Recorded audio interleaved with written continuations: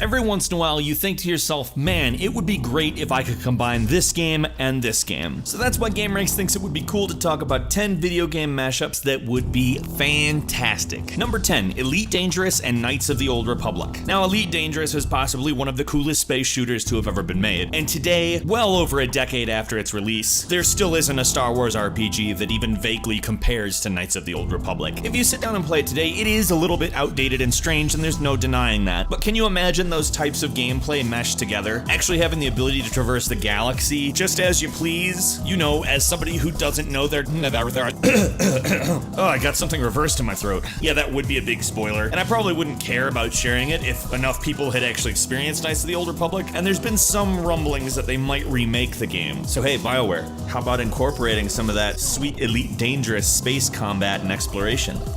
And you know, just a quick reminder, there's a comment section for what you might think about this kind of thing. I'm sure I'm not the only one who thinks this would be great. Number 9, Just Cause and Civilization. Okay, so you know how Civilization is all about starting from nothing, creating something, building an empire, or indeed a utopia? Okay, so imagine you do that while either you or somebody else also goes through and wreaks chaos on the whole thing. In theory, that could be a really interesting competitive style of gameplay where you take two disparate types of games with a player that wants to create and a player that wants to destroy. Number 8, Fallout 4 and Space Engineers. Now, Fallout 4 is a dense world with a lot of NPCs with tons of story to tell. Space Engineers is a sandbox game in space. You explore and build. Can you imagine if Space Engineers had a more Fallout gameplay style, but also retain its much more complex building mechanics because it's, you know, in space? Also, Earth in Fallout isn't exactly a nice place to be, so maybe the next step? I mean, imagine this scenario. You built a spaceship out of junk, either stuff you found or supplies from the space station, and you crash land it right in the middle of a fight between super mutants and gang members and militants wearing power armor. It'd be weird, but it'd work. Number 7, Pokemon and Skyrim. Okay, so Pokemon is a turn-based Japanese RPG, and Skyrim is a real-time Western RPG. Can you imagine picking and choosing concepts from each and assembling a game that's absolutely, well, I don't know, the king of all RPGs?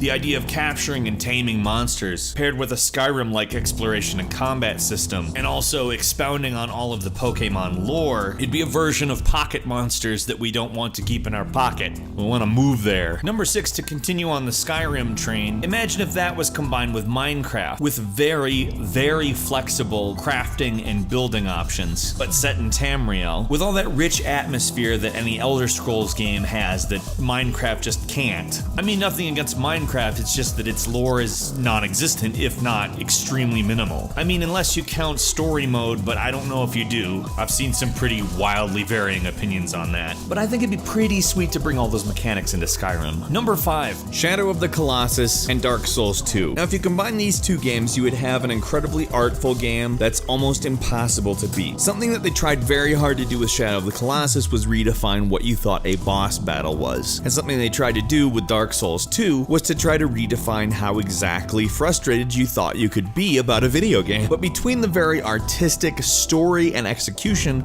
of Shadow of the Colossus, as well as its incredibly unique art style, using that to create a grittier, more hardcore gaming experience, to me seems like something that would actually be somewhat natural once you think about it for a few minutes. There's actually a lot in common between these two games. It's just they go about these things in very different ways. But the thing that they have most in common is the scale of what can happen in either of them. The encounters they designed for both of these games can only be described as massive. Number 4, Battlefield and Total War. Okay, so imagine the incredibly slick gunplay of Battlefield combined with the amazing historical settings of Total War. Yeah, you'd have to change the weapons around significantly, because a lot of Total War is like medieval and Rome, but some of it occurred after gunpowder, such as the Napoleon era. And also imagine introducing a lot of the strategy elements into Battlefield, and what the overall battle strategy is. We aren't just talking little skirmishes, we're talking big battles now. Not that Battlefield is little skirmishes, but a war between Attila the Hun and the Chinese is going to be a little bit different, especially in scale. Number 3, the Telltale games and Bioshock, or really just anything and Bioshock. But seriously, let's think about this for a second. Imagine all the choices in story, the branching narrative that they have in Telltale games, accompanied with the type of gameplay in the original Bioshock, which is very oriented oriented around inventory conservation, but also relied heavily on impressive feats the player could accomplish through the usage of injected DNA modifications called plasmids, which essentially were special powers. So take the structure out of the Telltale games, put it first person, and add very strategy-oriented combat that requires you to think a lot, but at the same time feels a lot more fluid and in the moment than a full-blown strategy game. Plus, let's be honest, the world of Bioshock is amazing. Number 2, Star Citizen and Mass Effect. Now, I think it's going to be really hard to argue that the best space RPG isn't Mass Effect, but Star Citizen is kind of giving you a different kind of role-playing, at least in theory, giving you a full galaxy to not only shoot and fight in, but also to inhabit, to run an economy in, to start independent adventures and essentially live a second life in space. To reference a similar game, now where Mass Effect comes in, I'm gonna have to say probably narrative and combat system, because I don't know about you, but I love the Mass Effect combat system, and I really love what's going on in the universe. And finally, number 1, LA Noire and Rainbow Six Siege. That game does a fantastic job of tactical shooting, but imagine the experience isn't disjointed.